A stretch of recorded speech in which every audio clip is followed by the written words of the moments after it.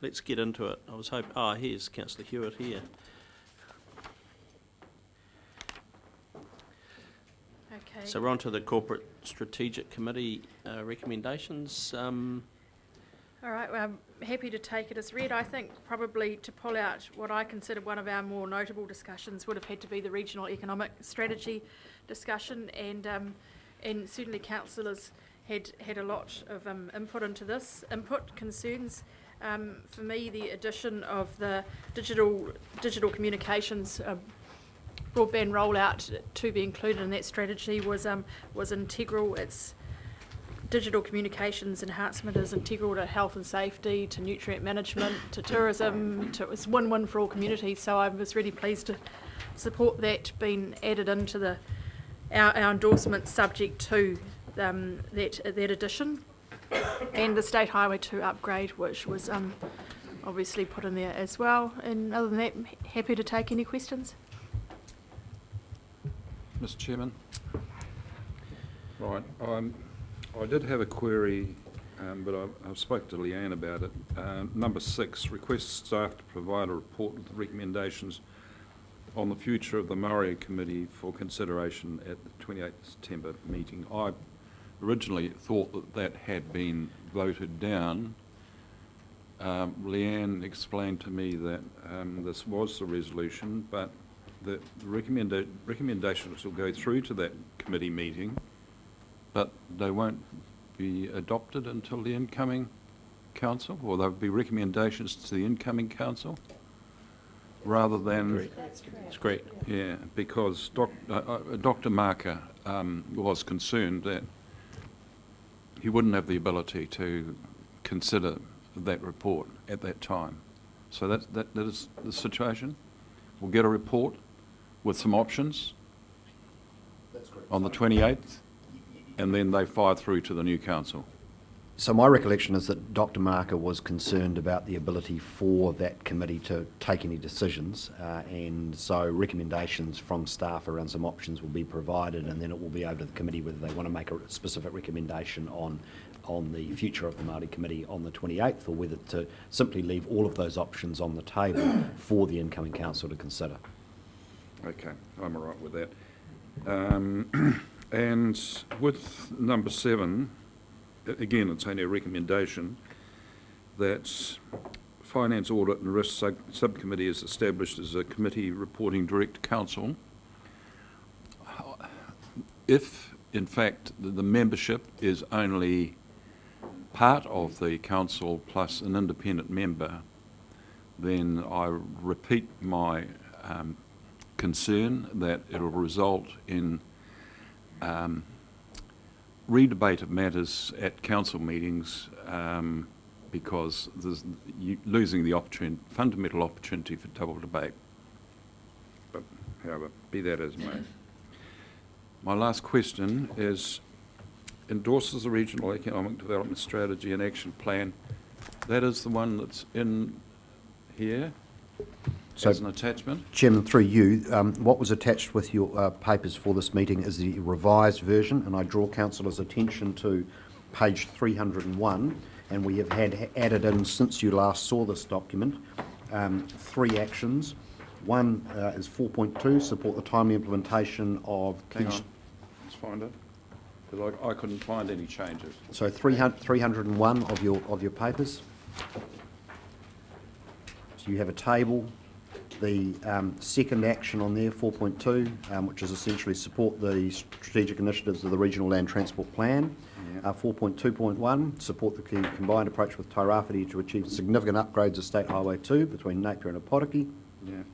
And 4.3, which is accelerate the deployment of ultra-fast broadband through the region, in particular to rural communities and marae. So they were not in the version you last saw and was the subject of concern, and so we made representations and had that changed. Yeah, okay, they're right. So, Councillor Dick, just for your comfort, perhaps I could take item 7 as a separate item in the vote, if that's useful. Okay. Yeah. Okay. Councillor Bevan, then Councillor Scott. Thank you, Chair. And the whole business of double debate gives me the opportunity to make comments on number 2, the rocket tourism $20,000 fund. And I'm really pleased to see that the Giblin Group's report on the tourism potential of this has been put in these papers so that the public can be aware of it. This, for me, is the classic example of pork barrel politics. When you read the Giblin report, what you see is that you cannot get within 20 kilometres of the launch site. That is the difference. That's the distance from Hastings to Napier. So if you want to go and watch the launch, and it happened to be in Napier, you would not be able to get closer than Hastings to see it. And it also says in the report that the rocket takes 1.5 minutes to get from the ground to 50,000 feet, which is 50% higher than commercial jetliners travel. So you are going to have it in your vision for about 10 seconds. Now, if you can see a tourism opportunity out of that, 10 seconds of vision from Hastings to Napier distance, good luck to you. And I cannot see the point of us putting aside $20,000 for any more research on this, Chair. So I would ask that you take number 2 separately, because I will be opposed to it.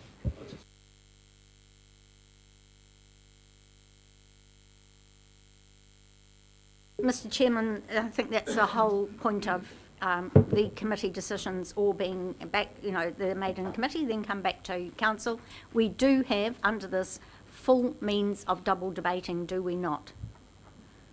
Yeah, so the Finance and Audit Committee reporting to council as such, actually it will be a full, you'll get that report back to council with all the information, will we not? We will. I think the level of discomfort is the fact that there's not a full committee process to digest that information before it comes to council.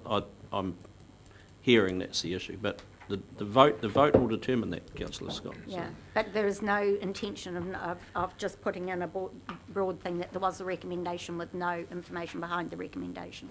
No, presumably the information will be provided to council. And it will be available for debate, Yep. but it doesn't have the opportunity for double debate through the committee process, which has tangata whenua members who can vote. Thank you. That's the difference. Any other questions on this paper? Are we going to have a comment on some of the other comments that are made? Absolutely. When we before we have the vote. Absolutely. So you happy to move, Councillor Hewitt, and we have a seconder in that, and Councillor Scott. Thank you. You wish to speak, Councillor Hewitt? Reserve your right. Okay, Councillor Scott. Councillor Graham. Are you reserving your right? No. I would doubt it. I just want to, the rocket, this is a very big thing for Wairoa, and I know it says in the Giblin report 20 Ks. I don't know how they're going to empty out Mahia to action that. That'll be quite an interesting task. So I think the 20K thing is going to fall beside on the side of the road. But just to put another thing about that too, it's just because Councillor Bevan's not interested in watching from 20 Ks or 5 Ks rockets fly in the air for 30 seconds, it's really interesting some people are. You see them on the side of airports watching planes come in, and some people sit on the side and wait for trains to come. So you can't account for people's different tastes. So I think that this is an opportunity for us to get in behind the people of Wairoa and help develop something really good around this quite stunning thing that's going to happen on their coast. I'll take an opportunity to speak. Councillor Graham, you're not quite right there. We are still waiting at the Wairoa railway station for the train to come, but we're still waiting, but hopefully it'll come. I tend to agree with your hypothesis there. It's not about the people coming to watch, it's the total package, the people that come through these towns down here, the people that come down the coast from Gisborne. It's the yet another place to go and park your camper van in a camper-friendly part of New Zealand, which is Wairoa. They now welcome camper vans for freedom camping with open arms, and they're pretty proud of that. So I think we are getting a bit tangled up in the contribution of up to $20,000 to fund further market research on rocket tourism, but let's be clear, that encompasses a whole range of tourism opportunities that as yet have not been fully exploited and exposed in the northern part of the district. And it is a connection point to here, to Gisborne, through the lake. It is all the crossroads meet in Wairoa. So I think this is actually quite sensible, and hopefully leads into further activity up there. That's my 10 cents worth. Councillor Barker, then Councillor Pipe. I want to speak in support of the rocket tourism. Wairoa is a particularly challenged part of our area in terms of economic development. It has enormous potential, but when you look at the GDP and so on of the area and the overall economic activity, anything we can do to help move Wairoa along would be a good thing. And I think $20,000 a punt on this is a small sum for the potential. And I don't share Councillor Bevan's cynicism about rockets and what people would come to watch. People watch all sorts of things, as Councillor Graham has said. I want to come back to the other 2 points of this. Is I support Councillor Dick's reservations on the Finance Audit and Risk Subcommittee. This council structure has been that everybody is on the committees, and then all have opportunity to participate, then everybody's on the council, so there's the double discussion. With this proposal as it is, there would be only some councillors on the committee, and then they would report to the full council, so there would not be a double discussion. That's Councillor Dick's argument, and I support that.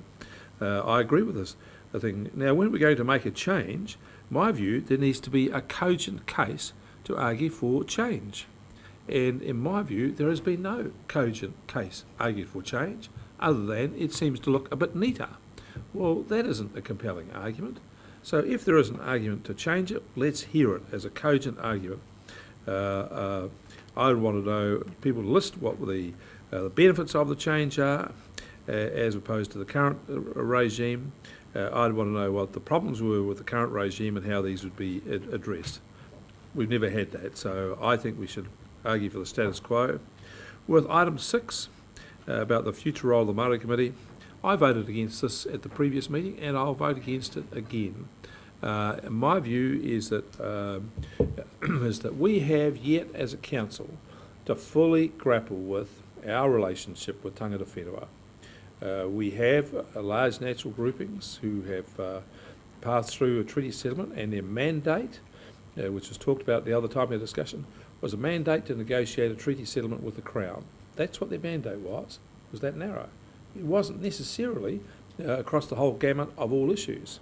The large natural groupings are generally in the form of a trust. Now, each of the trusts will have its own terms of reference. We don't know what those terms of reference are, we're simply assuming. We also have to have our relationship with the Tai Whenua and through the Māori Committee. We have a relationship with Ngāti Kahungunu Iwi Incorporated, and we also will have relationships with individual marae in Hapu because of the nature of our work and what we do. I've asked for, on 3 previous occasions, for us to have a report that we can consider on how this council engages with Māori. There has been no such report because I think it's just too challenging to work on.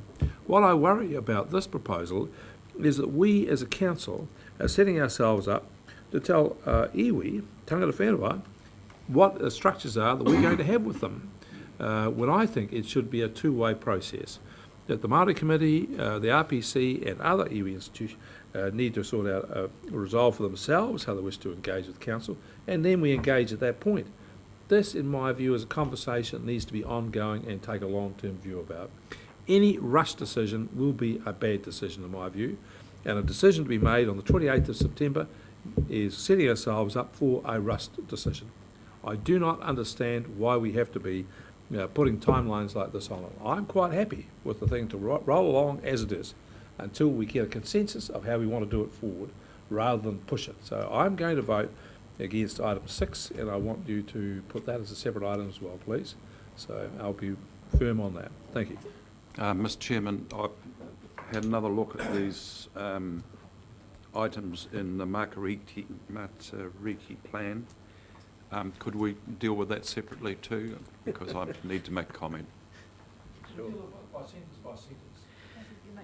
Well, you need to make your comment now, councillor Well, I Dick. will, all right. Yeah. On that schedule on page, whatever it is, 301, the lead agency for the first one should not be NZTA, it should be the Regional Transport Committee. NZTA should be a key partner. The reason I say that is that the Regional Transport Committee considers, deliberates on and prioritises all NZTA projects. It does the same with local authority projects over $2 million, but it does it with all NZTA projects. So Regional Transport Committee should be the lead agency for those first three. NZTA should slot into the key partner role. Is that all right? Thank you. You're not seeking comment from the staff, but thank you, councillor Well, Dick. You- if Mr Palmer's got a It makes sense. strong We're in- objection or whatever, I'd like to hear it. Well, he doesn't have a strong objection, I think is what I'm hearing. So, other speakers? The chairman is seconder of the motion, and a couple of points that I would like to pick up on. Rocket Lab, the $20,000 was up to $20,000 was to be able to use these events to look at further research to show whether it should be going forward. I'd point out that the American Science, Rocket Science Museum is actually in just out of Houston, which is a long way from Cape Canaveral, so you cannot see the takeoffs from there, but that attracts a huge amount of attention. So there may be a future in developing a science-based exhibition centre in Wairau, which would be extremely good for the town. We've got to know how much interest there is shown in this, and I would imagine that there'll be press from everywhere there. The interesting thing about this Rocket Lab adventure is it's made prominent news in The Economist, in the latest Economist. It's got global implications and global recognition. So I think there's going to be a lot of interest in that takeoff, even if you are a long way from the initial takeoffs. We've heard that that may be under later rules, relaxed more to closer viewing points. The case for having the finance audit and risk was made quite clearly at the corporate and strategic meeting, and that was a matter of alignment.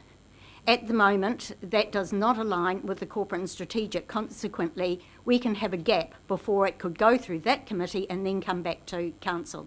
So do we want an immediate reporting of that committee back to council or not? So there was a very clear case as to why that was put there. And while we do have a policy now of all committees being full committees of council, that wasn't always the way. And there was that opportunity of those committees then to report to and questioning of their decisions back at the council meeting. The Māori committee, I think that this is a recommendation at the very most only to the incoming council, and it will be based, I assume, on all the evidence that has been put forward, and I'd like to again to refer to the recommendations from the Māori committee that they want to change their representation to being chosen by the tai whenua. So that's quite a shift from what the charter actually says. So it is, they're looking at a broad-based support for how they elect their members, and all of that I'm sure will be considered in any paper that comes through. All that we can do is make recommendations to the incoming council. We're not making decisions that bind that council. Thank you. Councillor Pipe. I'm going to support Councillor Dick in what he was saying before, and I think backed up to some degree just by the previous speaker, Councillor Scott. I've always had a little bit of concern about the finance audit and risk being a subcommittee in some respects. I think one of the arguments put forward was the workload that it was incorporated into the previous committee, that the agenda was going to be too much. I don't believe that is a good enough excuse. I think that it needs to come to the whole of council. When you look at the terms of reference of that subcommittee, there are some pretty weighty issues there, particularly when you're talking about the rolling reviews of various departments, and those sort of things I think the councillors should have a good handle on. So I would be supporting any recommendation that at least gives the next council the opportunity to either make that a separate committee and with all councillors, or bring it back in and somehow rearrange the meeting schedule so that the workload can be accommodated. The second point is with regards to Rocket Lab, and I think a lot of it's just been said with regards to that. It's up to $20,000. I have confidence that the Group Manager of Strategic Development most probably will be keeping a very close watch on that and will be at least briefing council on it, let alone maybe a paper coming back. But I believe also that you need to have the ability to explore different opportunities for that area. Rocket Tourism has a number of add-ons, a number of clip-ons that can actually work for the area, and I think that's an important thing. And the other point is that although at this particular stage that distance between where the rocket fires and where you can view is a long way, we heard at a briefing sometime before that that's for the first launch and the first series of launches. It's a safety thing. Once the number of launches has actually occurred and their safety record is validated, I guess, apparently that area shrinks, so the distance to the viewing can shrink. So it does leave opportunities, and I think those should be explored very much for the sake of that northern part of Hawke's Bay, which I think is really a bit of a gem up there and needs to encourage through traffic on behalf of tourism. So. Excuse me, Councillor Bevan. Thank you, Chair. There are two matters that are, in my mind, are controversial amongst these recommendations. The first is number 6, which is in regard to the future of the Māori Committee, and I'm somewhat persuaded by the arguments that Councillor Barker has made. However, it is only going to be a recommendation, and I'll be absolutely staggered if the staff came back with any recommendations without having previously conferred at some length with tangata whenua before we see those recommendations. So I will continue to support that. The other one is in relation to Rocket Lab, and I gather from conversations around or comments around this table that there are a number of us who will support this. However, I've heard nothing persuasive that any of my fellow councillors have said to make me change my mind. Just in case I'm wrong, I'll leave the bedroom curtain open when this happens. It's. You are able to close it, actually, probably, Councillor Bevan. Mr. Mohi.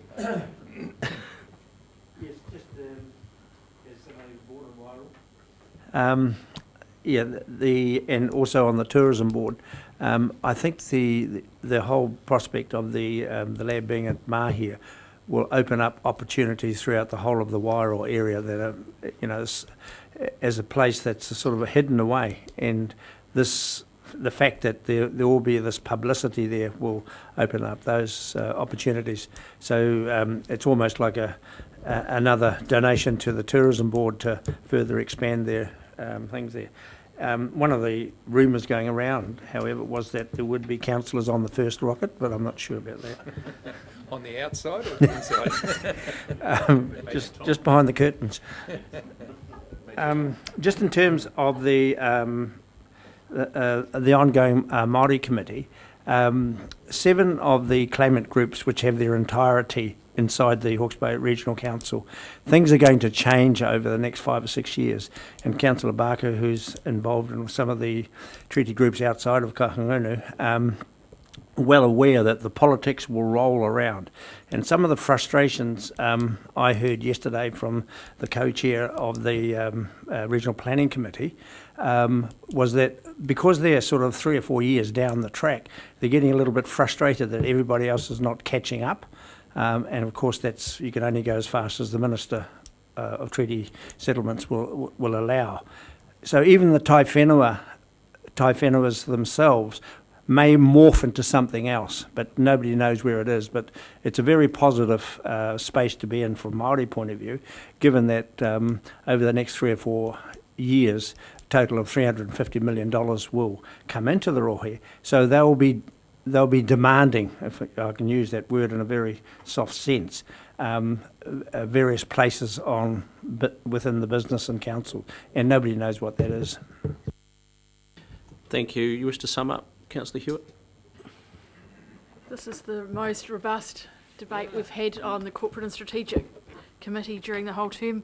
So just to acknowledge the agenda item 6.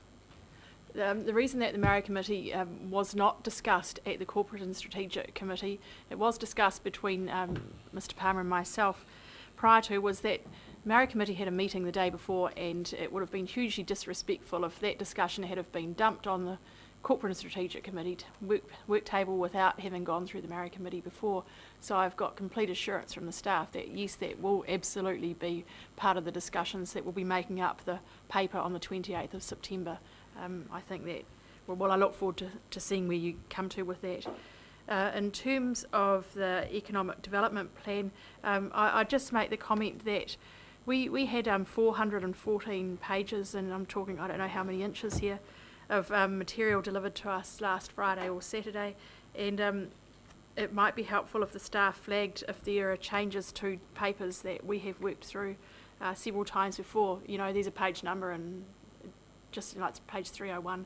That would have been helpful to draw our attention to tracking changes, because you know it really is a lot of material for councillors to be digesting. But other than that, I think it's been a really robust discussion, and as that was the final meeting I'll be chairing in this term, I'd just like to acknowledge the role. It's been really good and good fun, and thanks to all of the committee members, our external committee members as well, who've been contributing during the term. We've had a few changes along the way, and all of their input's been welcomed, as has the staff support. So thank you. Right, now this is going to take a bit of working, but we're going to do some together and some apart. So recommendation 1, let's deal with that first. All those in favour, please say aye. Aye. And against, carried. Thank you. Recommendation 2, which is the rocket tourism in Wairoa.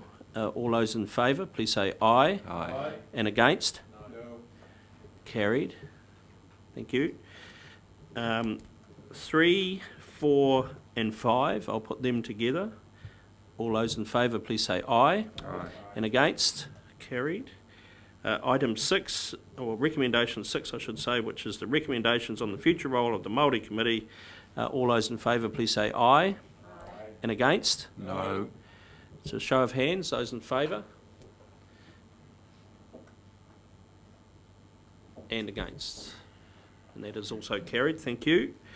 And number 7, the incoming council, the current committee structure be retained, with the exception of finance, blah, blah, blah, reporting directly to council. All those in favour, please say aye. And against? No. Gee, no's are quite loud today. All those in favour, please raise their hand. And against.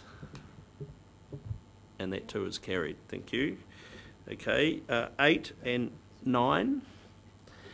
8 and 9. All those in favour, please say aye. Aye.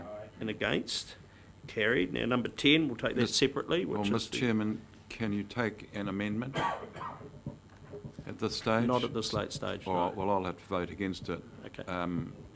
That's fine. I'll have to vote against number 10 because I believe it's vital that the schedule on page 301 should say, you've made your point, Councillor. Yeah, I know, but unless there's a decision on that, then maybe nothing will happen. So there's some support on that, but we'll take a vote because we're at that stage in the debate. To clarify, that was included. You able to clarify? Okay, well, I'll... Chairman, am I able, with the leave of the committee, to make some comment on this? Yeah, go on then. I think there's some renewed interest. Totally out of the ordinary. So Let's go. The issue for this councillor will be the fact that $25 million of funding was accelerated by a decision by the Minister of Transport. I'm happy to make representations back to central government about changing this action, but the context will be some degree of political and ministerial ownership of this action, which will be why NZTA, having accelerated $25 million of their budget for this action, will see themselves as the preeminent provider, notwithstanding your very valid point about the role of the Regional Transport Committee. So I will do my level best, but I cannot guarantee you that we will get that change. Can I make a comment on that? I need to make a comment on that. Firstly, you can't override or bypass the Regional Transport Committee. And for example, at its meeting on Friday, it will consider variations to the land transport plan to accommodate the works that are being brought forward with the additional funding from the Crown, which we're most grateful for. But there's a procedural process for this, and it has to get sanctioned from the Regional Transport Committee. And NZTA cannot be the lead agency for Action 1. Okay. Legally. So cannot. we're at a stalemate. Your vote will determine where you sit on this, Councillor Dick. Well, So I suppose I'm going to have to vote against it because I've had no assurance. item 10, all those in favour, please say aye. Aye. And against? No. Carried, thank you. And then the rest of the reports received, I'll put those, all those in favour, please say aye. And against. And that too is carried. Thank you very much. Okay. I'll just make the final comment that if this is not changed, it's ultra vires. Thank you. And that will be taken forward by James. Mr.